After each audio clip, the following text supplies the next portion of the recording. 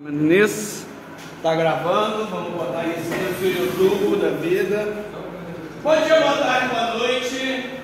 Vamos dar início nesse momento a nossa aula de intervalo democrático. Por que eu e outros historiadores usamos esse conceito de intervalo democrático? Intervalo é o que acontece entre dois blocos, certo? Você está vendo um filme e de repente tem intervalo, certo? O que é um intervalo democrático? É uma democraciazinha que acontece entre duas ditaduras. No caso, quais ditaduras? Em primeiro lugar, até aqui a gente estava tendo o quê? Estado Novo, certo? A partir dali a gente vai ter o quê? Ditadura civil-militar no Brasil, beleza? Hoje a gente vai entender esse contexto que vai de 46 até 64. É um contexto que costuma cair muito em vestibular, costuma cair muito no Enem, tá? Diversos desses governos caem com frequência no Enem, alguns com algumas pegadinhas, tá? Vamos lembrar do contexto?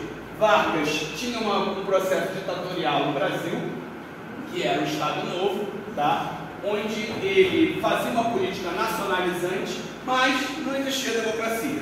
Quando o Brasil se envolve na guerra e retorna os nossos soldados, existe uma incoerência, um mal-estar. Ou seja, nossos soldados foram lutar pela democracia, chegam aqui e não tem democracia. Então você tem um clima que acaba levando ao fim do governo Vargas, ao fim do Estado Novo, embora ele tivesse amplo apoio popular, um apoio popular absurdo. Vargas sai do poder, e aí, quem assume, nós vamos ter o primeiro governo desse intervalo democrático, que foi eleito aqui, aqui, Eurico Gaspar Dutra, que havia sido ministro do Vargas. Então, obviamente, no início, você vai ter um apoio varguista. Muito interessante também lembrar que é aqui, antes de Dutra, que nós temos a campanha presidencial, onde nós vamos ter a eleição disputada entre o Dutra e o Brigadeiro. Não, Brigadeiro é um cargo da aeronáutica, era Brigadeiro. Esqueci o nome, desculpa, esqueci o nome dele. Esqueci o nome do desgraçado agora, Eduardo, não sei o que lá. E aí, umas velhinhas no Rio Grande do Sul, principalmente no Rio Grande do Sul, existe debate, fazem um docinho para vender nas campanhas dele para gerar dinheiro, recursos para para manter a campanha. E aí esse docinho é chamado de brigadeiro porque o cara era brigadeiro, cargo da aeronáutica. E aí elas vendiam como gostoso como brigadeiro. Velhinhas safadinhas, né?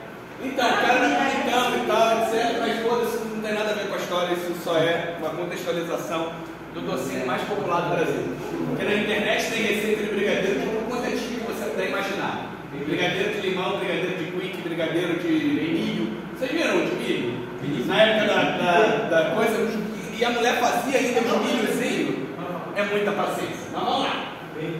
Dutra, no início do governo Dutra, você vai ter a criação de uma nova Constituição do Brasil, a Constituição de 46. Essa Constituição vai reger o governo brasileiro até você ter a Constituição desenvolvida durante a ditadura civil-militar brasileira, beleza? Essa Constituição ela vai ter um caráter liberal, ou seja, ela dentro do seu princípio vai propor um liberalismo econômico. Eu estou falando de liberalismo, não de neoliberalismo, beleza? A ideia é o quê?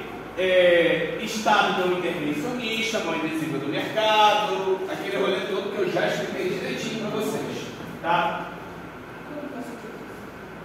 É importante salientar também que nessa época as eleições para presidente e para vice aconteciam separadamente. Você não tinha uma chapa como hoje, quando você vota para presidente e vota para vice. Você tinha uma campanha para presidente, uma campanha para vice. Então podia ser o vice de esquerda e o presidente de direita. Exato. podia acontecer, e acontecer com alguma frequência, esse tipo de coisa. Show! Existia, é óbvio, que alianças e coligações. Por exemplo, eu estou me candidatando a vice aqui, o presidente é o Felipe. Aí o Felipe perde e eu sou eleito. O Lucas é completamente oposição ao Felipe, mas eu vou ter que trabalhar com ele ali, bancar o Temer e ficar no partido. Então, vai dar merda. Mas a gente vai chegar lá. Vamos lá para o governo Dutra. O governo Dutra, você tem como principal característica uma aproximação dos Estados Unidos. O que é que começa a acontecer no mundo? Vocês ainda não estudaram isso a partir de 45.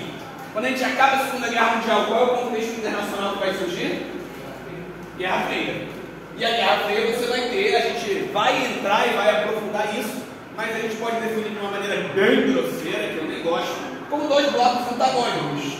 O Brasil vai ficar sob a influência dos Estados Unidos. Lembrando, o contexto que o Brasil entra na guerra já é o contexto de aproximação dos Estados Unidos, beleza? Só que aqui você vai ter uma abertura do mercado nacional, tá? Uma abertura do mercado nacional para produtos do exterior. Ou seja, os Estados Unidos queriam vender bens de consumo básicos, aqueles bens cotidianos, os aparelhos eletrodomésticos, liquidificadores, ventiladores, abridores de lata, todas aquelas coisas que vão estar muito marcados no imaginário dos anos 50, começam a ser também vendidos no Brasil a partir disso. Consequentemente, você tem um enfraquecimento da indústria interna brasileira. Se a gente está comprando de fora, a nossa pequena indústria que ainda está se montando, não tem capacidade de competir. Beleza? Então isso aqui é uma coisa do cara. Abertura do mercado através de consumo estadunidense, enfraquecimento da indústria interna. E o Dutra também tentou um plano, tá? Que é chamado de plano SALT. Lembrando que ele era de característica liberal? Então, nesse plano, o Brasil só podia investir nesses setores: saúde, alimentação, transportes e energia, que são setores básicos para dar base para outros setores, beleza? Ou seja, tentava aplicar de verdade uma ideia liberal. Alguma dúvida sobre o governo Dutra? Diga. Hã? Quê? Alimentação. Alimentação. Entendeu? Por isso está até juntinho aqui no sublinhado. É que, né, para criar a sigla você precisa se adaptar. Né? Vai lá. Mais alguma dúvida sobre o governo Dutra? É engraçado que tem rodovia Dutra em tudo quanto é lugar do Brasil, né?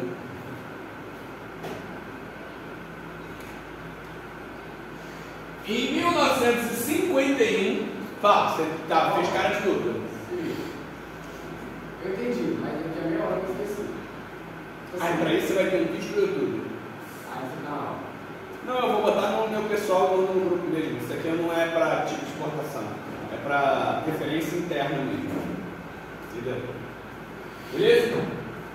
Getúlio, como eu falei, tinha uma imensa popularidade. Lembrando nossas aulas de getulismo, tá? Onde a gente falou que não é apenas propaganda, existia um retorno popular. Ele realmente tinha colocado regras no jogo e a galera tinha um motivo para adorar ele.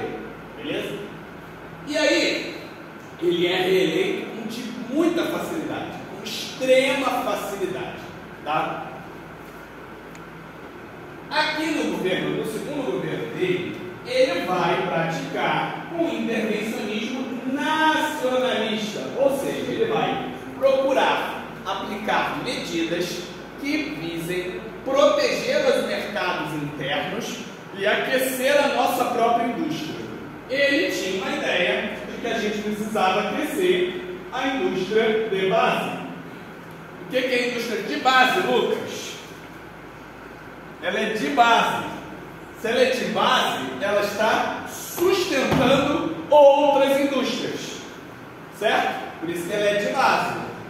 Então você vai ter, por exemplo, a indústria do aço, do ferro, que até hoje o Brasil é top de linha. Está ligado desde esse momento a isso. Beleza?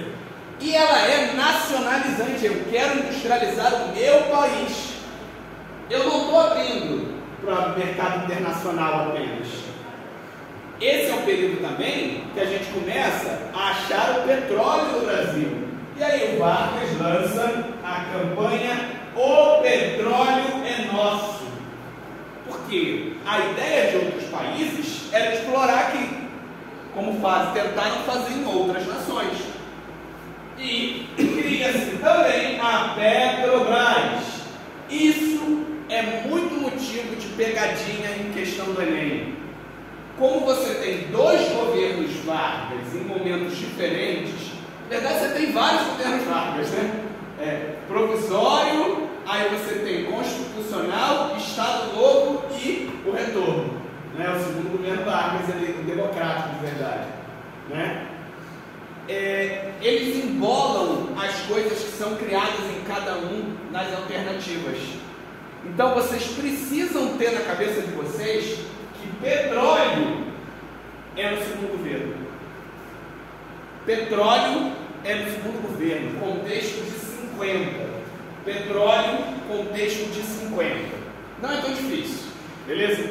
Qualquer questão sobre Vargas, petróleo. Aí você está perguntando sobre o governo constitucional, aí pega entre as medidas de Vargas, com relação ao Estado Novo, aí bota Petrobras, já é errada.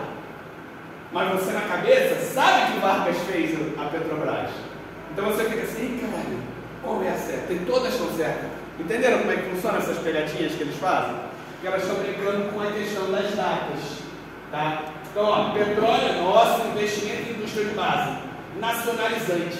Criar uma reserva de que o nosso petróleo seja nosso, extraído pela gente, explorado pela gente. Só que, obviamente, as outras nações não gostavam muito disso, né? Principalmente, qual nação, qual questão? Estados Unidos. Estados Unidos. Estava ali no interesse dos interesses de manter a América Latina sob suas asas políticas e também para poder explorar o território nacional, a influenciar, beleza? Nesse governo também é criado o BNDE. Ele hoje ainda existe, só que com S no final, certo? Banco Nacional de Desenvolvimento, beleza? Eletrobras também é criado nesse momento, foi privatizada durante o governo Bolsonaro, ou foi Temer? Eu não me lembro, mas não posso estar equivocado, mas se falou muito disso essa semana, por exemplo, que a gente teve um apagão a nível nacional. Se falou muito de Eletrobras, ela está privatizada hoje, mas ela foi criada no governo Vargas. Porque qual é a ideia? Criar uma indústria de base. Para criar uma indústria de base, lembra que a gente até falou, quando a gente estava analisando o vídeo sobre as dependências intra-indústrias? Uma indústria depende da outra. Então você precisa ter um setor de desenvolvimento energético muito acelerado para ele criar a Eletrobras. Obviamente, setores mais conservadores, que geralmente estão ligados aos interesses internacionais, não ficavam satisfeitos com essa política getulista. Beleza? Lembrando que, no período da Guerra Fria, qualquer pensamento mais nacionalizante, qualquer pensamento que visasse beneficiar as classes trabalhadoras, corriam o risco de ser confundidas com pensamentos comunistas. Vargas jamais foi comunista. Propósito, durante o governo Dutra, o PCB foi até proibido. O PCB ficou nesse caminho errático de é proibido, é liberado, é liberado, é proibido, é proibido, é liberado durante muito tempo. Tá? Então você começa a ver uma série de pressões perpetradas por conservadores visando queimar a imagem pública do Vargas. Ele vai sendo fritado pela mídia o tempo todo. Muita pressão sobre ele. Muita pressão sobre ele. E aí, você tem um suspeito atentado na Rua Toneleiros. Até hoje é meio... não se sabe se foi uma coisa inventada para acontecer, ou se foi realmente ele que mandou matar um dos principais opositores dele, que era o Carlos Lacerda. Professor, mas não é o suicídio dele mesmo? Vamos chegar nisso. Nesse contexto de extrema pressão, ocorre o suicídio. Então, Lierson, hoje a gente não tem nenhuma prova de que não tenha sido suicídio. Contudo, como ele tinha um amplo apoio popular e ele era alguém ligado a uma ideia de quase culto, sabe?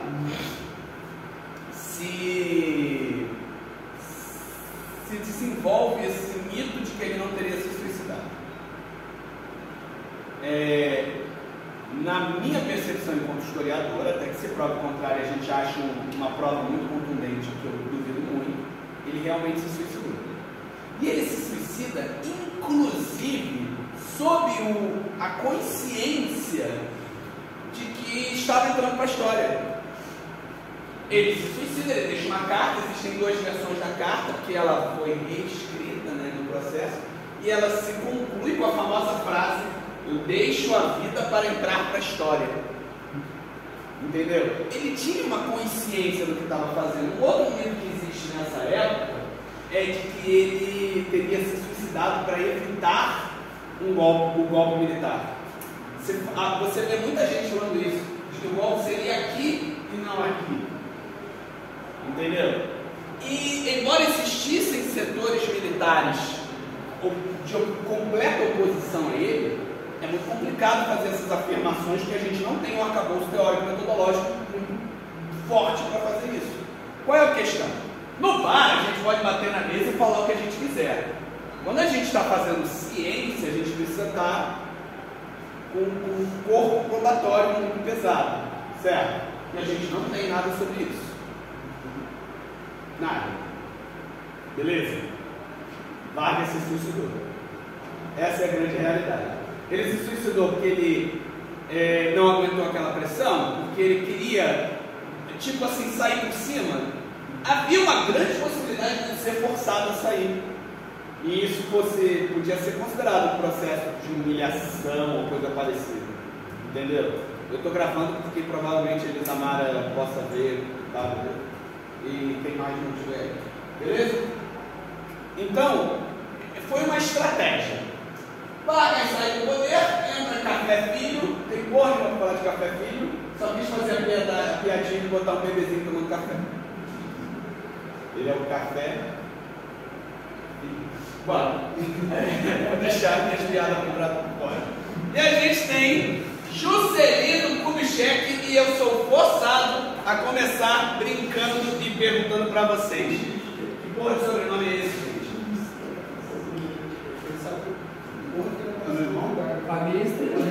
Estrangeiro? Eu estou para preparar um vídeo sobre isso. JK é, muito provavelmente, o primeiro e único presidente da história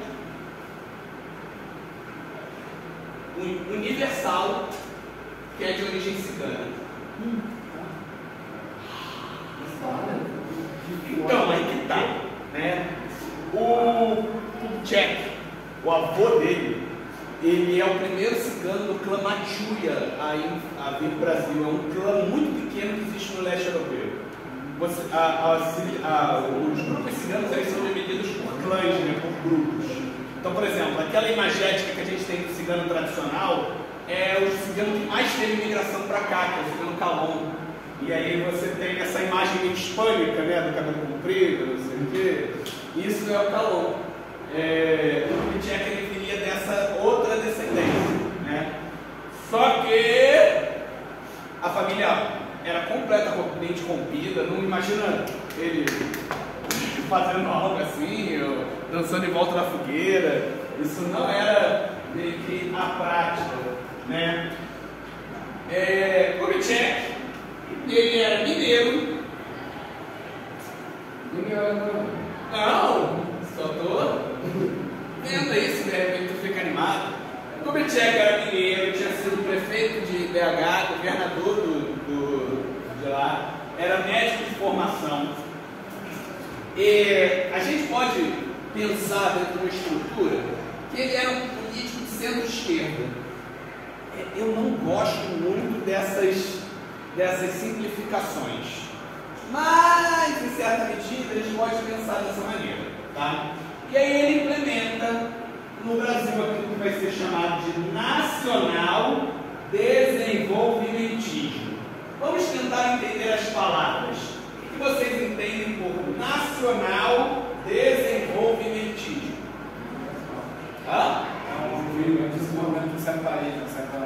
Desse país onde a gente está falando, no caso.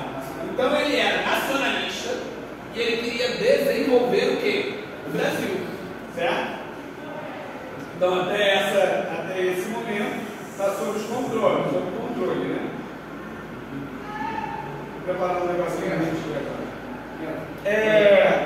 ele implementa então um plano para desenvolver de forma acelerada o Brasil, tá? É um plano de metas que fica conhecido pelo seu slogan: 50 anos em cima. O que ele prometia? Caraca, como é que você é tão inteligente, Arthur? Meu Deus! Estou impressionado! Né? O que ele vai fazer? Ele vai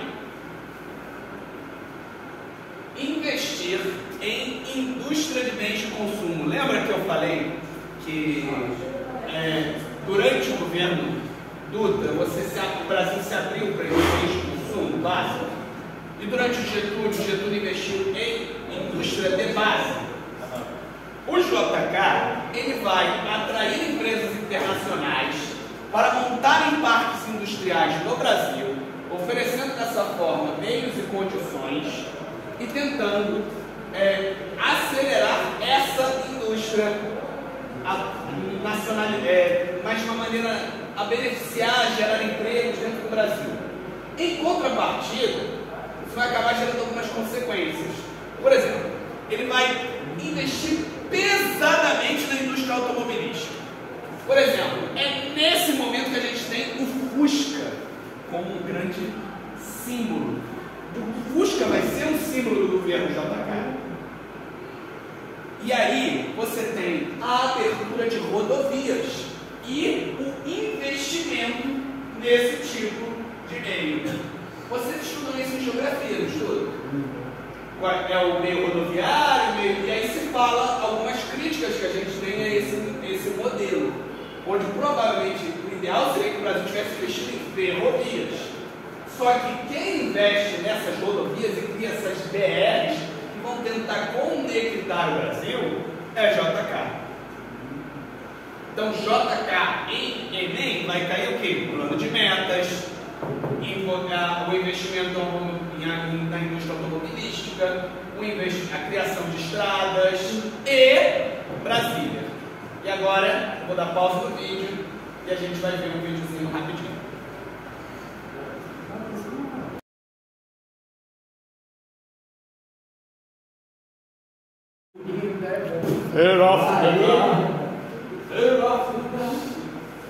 Aqui ó, só porque o Felipe pediu. Então, acabamos de ver o vídeo, então vamos lá. Bora para Brasília, tá? Desde a Constituição de 46 existia o plano de alterar a capital brasileira. tá? A ideia é uma ideia dupla, tá? Preste atenção que ela é uma ideia dupla, tá? Só que parte dessa dupla é escondidinha, é o que o vídeo mostra. Oficialmente, e realmente oficialmente, existia um pensamento de que a gente precisava desenvolver o interior do Brasil. A brincadeira que existe no vídeo de tem coisa para depois de Minas é a realidade. Você tinha um centro brasileiro muito pouco desenvolvido. Se você for ver documentários ou ler reportagens, ler artigos sobre o que era Brasília antes de Brasília, era um vasto descampado. Por exemplo, o maior ponto turístico de Brasília natural é o lago... esqueci o nome. É uma lagoa linda, belíssima, que não existia, foi criada. Totalmente artificial. Está entendendo? Brasília é criado do nada. E realmente ela ativa um setor. Também a posição, o pôr do sol, eu quero ir lá, preciso. Tem? Quê? Sim, ela é toda planejada, porque ele brinca ali falando, vamos dar para os comunistas fazer o projeto.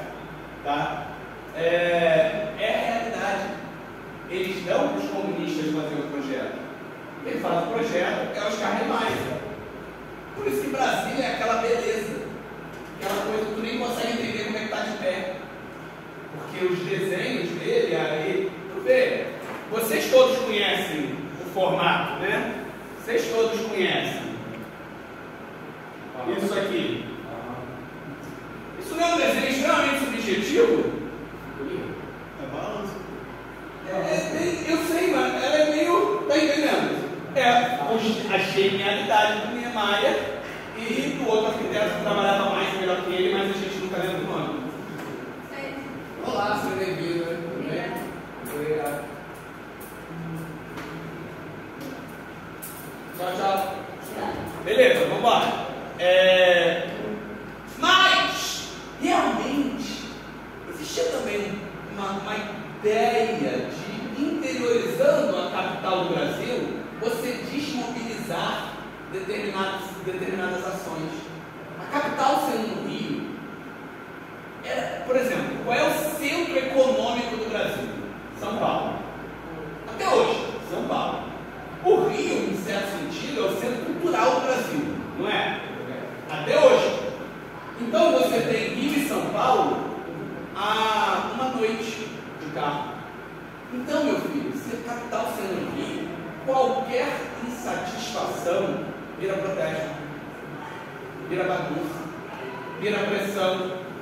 A capital sendo em Brasília, você desmobiliza isso. Olha o rolê que é para ir para Brasília. Não é uma parada fácil. Tem que atravessar uma selva. Olha, calma, porque lá tem árvore de pão de queijo. Não é que não vale a pena. Ele passa com cipó igual casou. Beleza, vamos embora. Então a Fundação de Brasília, ela é com o intuito de interiorizar o Brasil, isso cai em vestibular, tá? Contudo, também existia um interesse de favorecer um certo isolamento da classe política, um afastamento da classe política dos outros setores. E aí você cria essa questão que é um pouco complicada. Sabia que os gringos não sabem que a capital do Brasil é Brasília?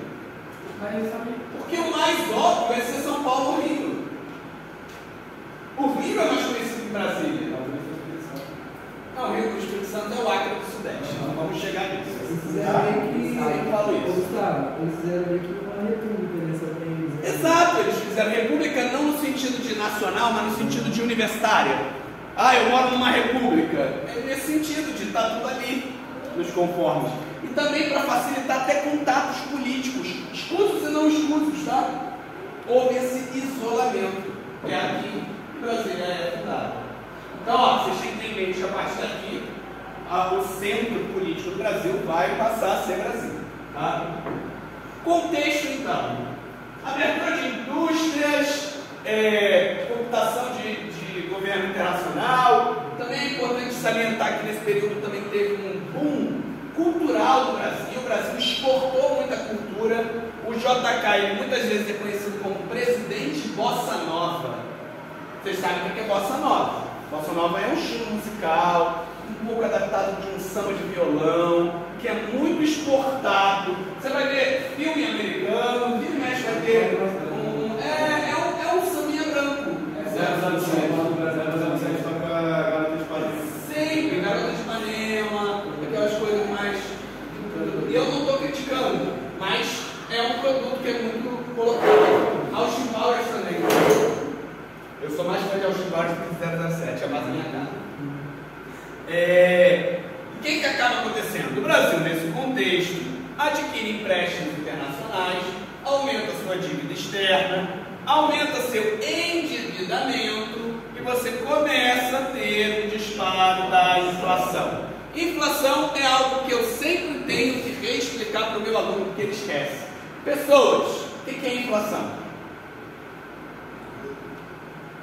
Quando tem um produto com baixa demanda, quando tem um produto que muita gente quer essa aqui com baixa demanda. Não? Inflação é quando na prática o seu dinheiro está perdendo valor. Tá? Quando você tem aumento de preço, aumento do valor de preço sem aumento do valor real. Você ganha 50 centavos por mês, 50 centavos por dia de mesada. Todo dia você vai no mercado quando sai da escola e compra um biscoito de 50 centavos.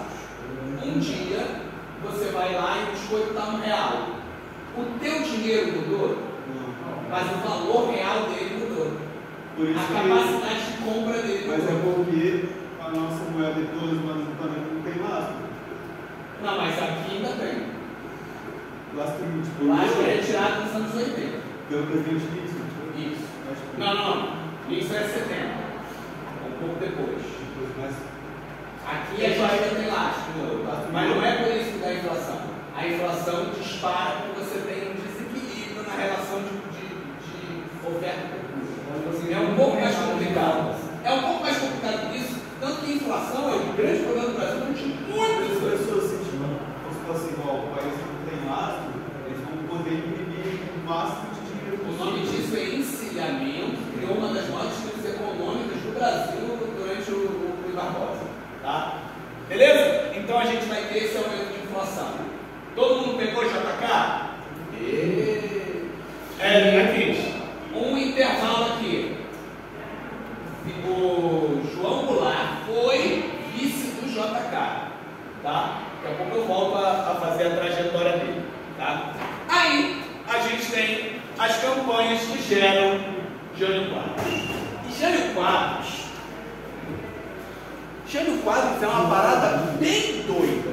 A gente, nesse momento do Brasil, tinha disputas políticas ligadas a partidos tradicionais, a UDN, o PTB e o PSD. O Jânio Quadros vem do Partido Maníaco.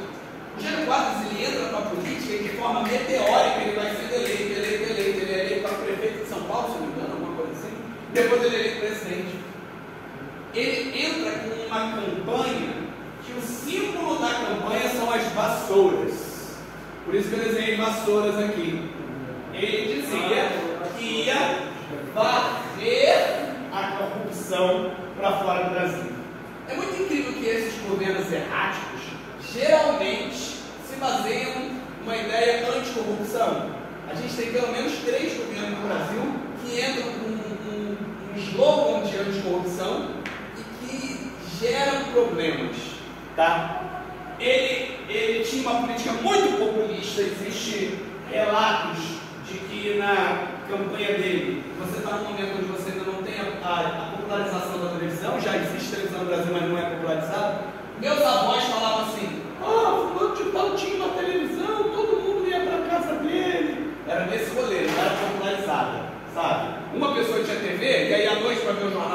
tal, ia 30 pessoas da comunidade para ver. Era um negócio assim que existia. Não era uma coisa muito popular. Então a campanha é feita em trem. A campanha é feita rodando o Brasil, de carro, de ônibus, beleza? E aí ele fazia coisas do tipo: desculpa, é que eu não me alimentei direito hoje, deixa eu comer um pão de mortadela. Ou seja, ele estava criando uma identificação com as pessoas. Ele jogava talco no terno para fingir que era caixa. Ele era eu não estou usando dentro do conceito, mas ele era o que a gente chama popularmente de populista. Ele era alguém que tentava. Tem gente que, por exemplo, faz tramóias com joias internacionais e usa BIC para assinar. É para se fingir, tá entendendo? Mas entendeu? Tá fingindo que é pobre. Olha, ele usa BIC, ele é igual a mim, mas ele tá roubando várias coisas de joia. Não, existe. Sabe o que eu vou te dizer que não é completamente diferente? Nos primeiros meses tem uma capa da Veja que pega uma foto do Jânio Quadros e bota a cara do Bolsonaro. Tá? No início houve muita comparação. Desde o Partido Pequeno, uma campanha que não é muito compreendida, só depois que vai ser. Tem uma foto do Jânio Quadros que ele está com os pés todos tortinhos assim, andando assim, olhando para trás. É essa foto que tiram e botam a cara dele. Estou falando sério. Tá? E ele, durante o seu governo, o Brasil em crise econômica, olha, eu vou te pintar, tá? Ele, pensa o quê? Ele era capitalista, tá? Ele era alguém até ligado mais à direita do que à esquerda. Beleza? Só que ele pensa assim: estou em crise econômica, quero parceiros econômicos para comercializar. E aí a gente está no contexto de Guerra Fria, onde você tinha isolamento de alguns países. Por exemplo, ninguém está comercializando com a União Soviética, ninguém está comercializando com a China, ninguém está comercializando com Cuba. E aí ele pensa assim: foda-se, vou comercializar. Eu quero é vender. Foda-se o sistema deles. E aí ele começa um processo de aproximação. Por exemplo, ele dá uma das maiores honrarias do Brasil para Che Guevara. Che Guevara vem para cá, joga futebol. Ele tem um clube do interior do Brasil, tem um clube do subúrbio carioca chamado Madureira. Vocês conhecem? Madureira é o bairro pertinho da minha casa. Madureira é o bairro pertinho da minha casa. Ele vai jogar, ele tem toda uma relação com Madureira. Madureira faz qual é o nome que dá quando sai do Brasil para jogar? Não, o time do Madureira vai para Cuba, joga vários jogos de exibição. Tanto que até hoje o Madureira tem uma relação com o Che Guevara, tem uma blusa do Madureira que é a cara do Che. Está entendendo? Existe essa relação. E a ideia é comercial, não ideológica. Comercial, não ideológica. Tá? E ele não tinha, ele foi eleito sem uma base popular. Não, ele tinha uma base popular, porque ele foi eleito, mas ele foi eleito sem uma base legislativa. Ou seja, ele vem de um partido pequeno, ele não tem a maioria do Congresso, ele não tem a maioria do Senado, ele começa a se ver cada vez mais isolado. Tanto que ele é eleito em janeiro, a merda acontece já em agosto, gente. Do início para agora. É exatamente nossa promoção, né? Começou o governo em janeiro, estamos em agosto. E ele não conseguia aprovar, ele não conseguia reinar. Ele não conseguia presidir direito o Brasil. Porque você tinha esse isolamento. E aí a gente precisa já começar a falar de João Goulart. João Goulart, também conhecido como Jango. Jango e João Goulart são a mesma pessoa, beleza? Pode? Jango havia sido ministro da Fazenda de Getúlio Vargas. Durante o Ministério da Fazenda de Vargas, gente, eu desliguei esse troço. Essa merda tá ligada. Enfim, durante essa gestão, ele fica da Fazenda, não, é do Trabalho, desculpa, retificando, ministro do Trabalho do Vargas. Ele, durante esse período, ele cria, junto com Vargas, outras ações focadas nos trabalhadores. Por exemplo, ele cria o aumento de 100% do salário. Se você é trabalhador, e aí, você tem um aumento de 100% do salário mínimo, eu não estou falando de 10%, estou falando de 100% do foco no salário mínimo. Não. A gente está pensando que vocês capitalistas sempre esquecem do consumo. Vocês pensam nos investimentos de vocês e não na capacidade de consumo da população. Quanto mais a população recebe, mais ela consome. Se ela mais consome, a economia roda. Hã? Enfim. Jogo lá é visto, então, como uma espécie de herdeiro das políticas varguistas. Beleza? Tanto que ele é eleito vice-presidente de JK e ele é eleito vice-presidente do Jânio. Ele segue como vice-presidente, ele é reeleito vice-presidente do dia. Ele tinha muita aceitação popular e ele tinha uma característica getulista. Obviamente, Getúlio saiu porque setores conservadores tiraram praticamente. Ele se suicida pressionado por setores conservadores e por setores internacionais que viam políticas nacionalizantes como princípio de comunismo. Qual é o plano do Jânio Quadros? E aqui a gente tem que trabalhar um pouco dentro de especulação para entender, beleza? Jânio Quadros é isolado, o vice-presidente dele é alguém que é dessa característica getulista, com forte oposição de setores conservadores. O que ele pensa? Preciso convencer a Câmara dos Deputados e o Senado de que eu sou melhor do que o meu vice, de que eles precisam de mim. Vou renunciar, vou entregar a minha carta de renúncia para o presidente da Câmara, e aí ele vai virar e vai falar assim: não, você não pode sair, se tu sair vai entrar um comunista. Entenderam a ideia dele? A ideia dele é: vou, e eu tenho amplo apoio popular, a população vai querer que eu volte, ninguém vai querer o Jango. E aí, Jango, meu querido, preciso que você faça uma coisa para mim. Que a gente está tentando comercializar com os comunistas. Você vai representar o Brasil na China. E manda o Jango para a China. Aí o Jango está lá negociando: oi, senhor Mao Tse Tung, vamos comercializar, senhor Mao Tse Tung? Estão entendendo o contexto? Aí Jânio Quadros chega lá no Senado e fala assim: aqui ó, vou renunciar. E aí o Senado fala: tá bom, vai lá. Entenderam esse contexto?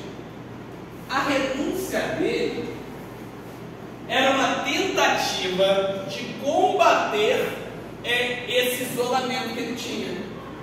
Pelo menos é como a gente entende. Porque é muito difícil a gente estar dentro da cabeça, né? É como a gente entende, tá? Só que já existia no Brasil um sentimento conservador muito ligado à classe militar. Os militares brasileiros, durante muito tempo, principalmente depois da queda da monarquia, se entendiam como uma espécie de poder moderador do Estado, algo que não existe, não pode existir numa democracia. Poder moderador era aquela ideia que o Dom Pedro I coloca, impõe na sua Constituição, de que você teria um poder que ficava com o rei, de moderar os outros poderes. Então os militares que fizeram o golpe de 1988, de 1889, desculpa, de um golpe que a gente chama de Proclamação da República. Um golpe, você tem 2 presidentes militares no início. Existe então já uma predisposição desses setores para tomar o poder. Não é consenso, você tem ainda outros grupos que não são dessa prática, que não estão colaborando com isso, mas você tem uma primeira tentativa de golpe. Qual é essa tentativa? Impedir que Jango volte para o Brasil. Jango está na China. Imagina Jango, ele está lá na China, de repente alguém agora, boa tarde, presidente, chegou uma carta para você. Aí ele lê, desculpa gente, não façam isso daí é preconceito. Aí ele lê, tá lá, e o cara renunciou, sou o presidente, mas eles não deixam ele assumir. Existe uma mobilização de militares que tomam Brasília. Só que se inicia nesse momento a campanha da legalidade. O governador do Rio Grande do Sul, Leonel de Moura Brizola, que era um trabalhista, que era um homem forte do PTB e que era genro do Jango. Ele tem fortes contatos dentro do exército no Rio Grande do Sul e mobiliza, acampa literalmente dentro do quartel do Rio Grande do Sul, com o apoio dos militares, toma rádios e começa a campanha da legalidade. Por quê? Porque a Constituição brasileira, votada em 46 naquela época, dizia que o presidente renunciou, assumiu o vice. Temos que fazer o que existe, o que manda a Constituição, por isso da legalidade. Precisamos permitir que Jango volte. É ele que, na unha, segura a democracia no Brasil por mais um tempo. Pouco tempo, mais segura. Você tem a volta do Vargas, a volta do Jango para assumir a presidência, só que os militares não satisfeitos forçam um modelo parlamentarista. Tá bom, ele vai voltar, a junta militar vai continuar aqui governando, vai continuar aqui moderando. Então você vai ter o início do governo Jango moderado, por isso que eu botei aqui, ó, no início precisa ficar no sapatinho. Ele não pode chegar no início e dizer, vamos revolucionar, não,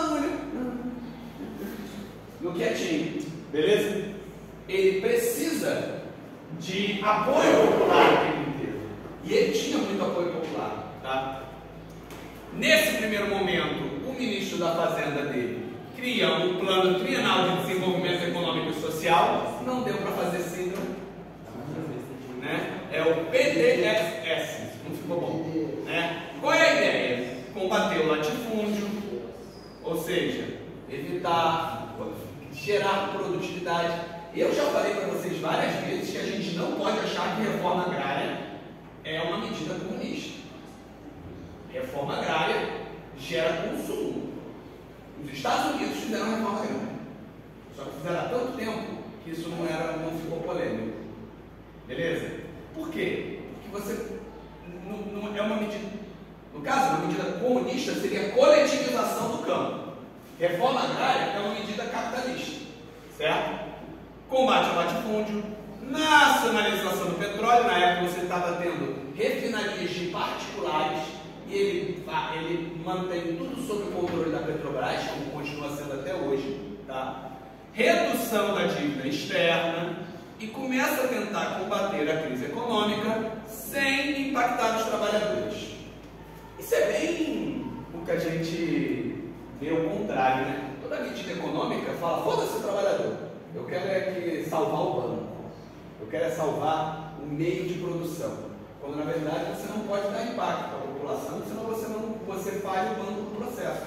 Se a população não paga suas dívidas, se a população não paga seus empréstimos, como é que ela vai manter o sistema? Né? Em 1963, você tem um plebiscito. Lucas, o que é um plebiscito, Lucas?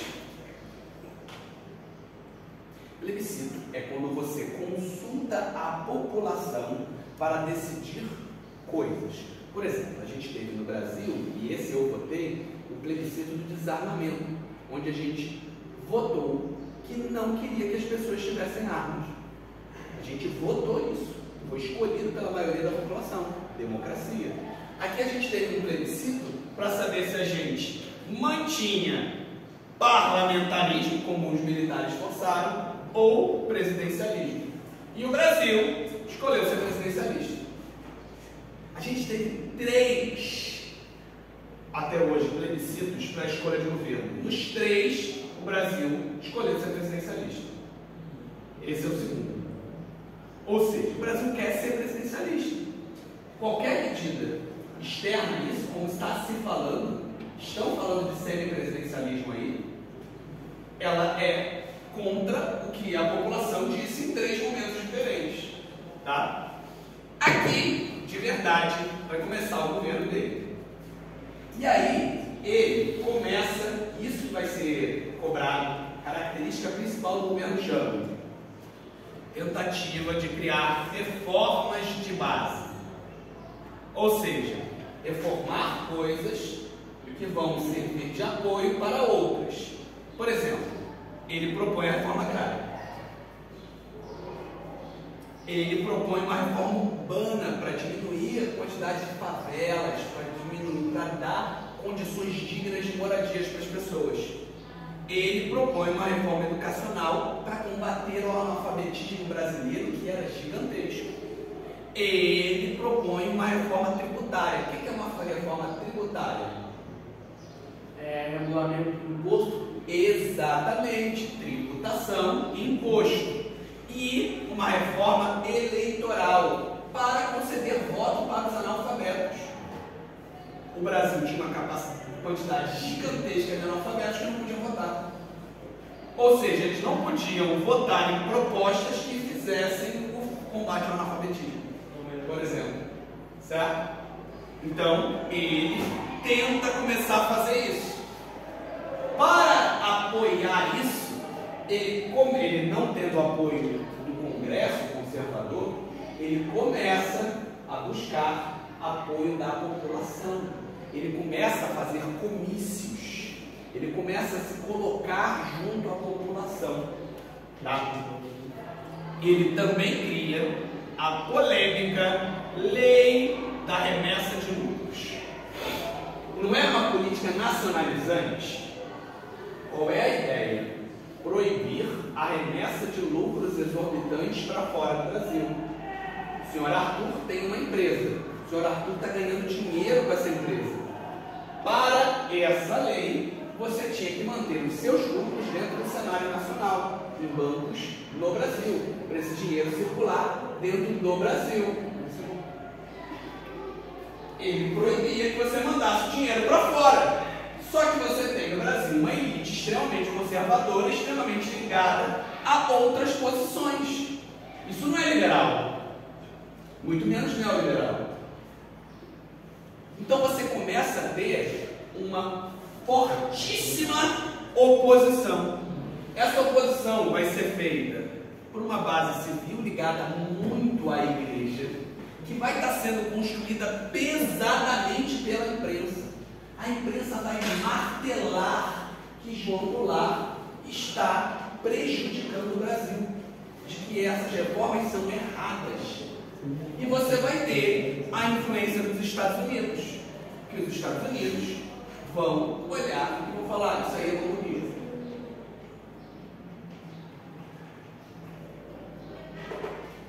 E começam a apoiar, treinar grupos militares. Os militares vão se mobilizando. Aqueles grupos que eram opositores a uma ideia de um governo militar são retirados dos seus cargos, vão perdendo poder. Você vai reformulando internamente a ditadura,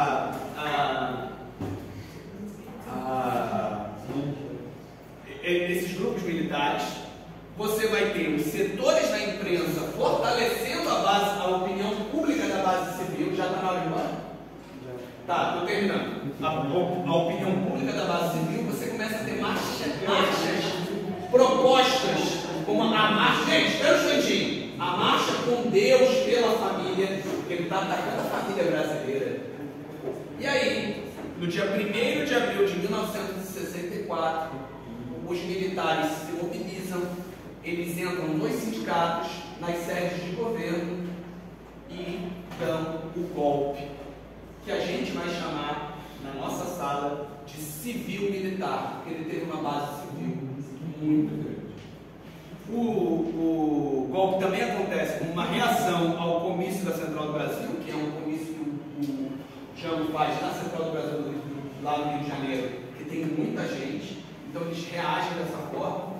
João Goulart não combate, ele sai da presidência, vai para o Rio Grande do Sul, o Rio Grande do Sul se exila no Uruguai, e aí você tem a declaração formal da vacância do cargo, e aí a entrada dos militares.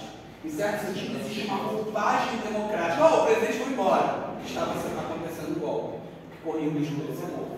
Existia, inclusive, a possibilidade de que Jango mobilizasse as pessoas, fosse lá e batesse, não, vamos me apoiar, e tinha gente para apoiar, mas muita gente já morreu no caminho. E aí, você tem o golpe civil-militar e o Brasil entra aí numa nova etapa não democrática da nossa história. Muito obrigado a todos.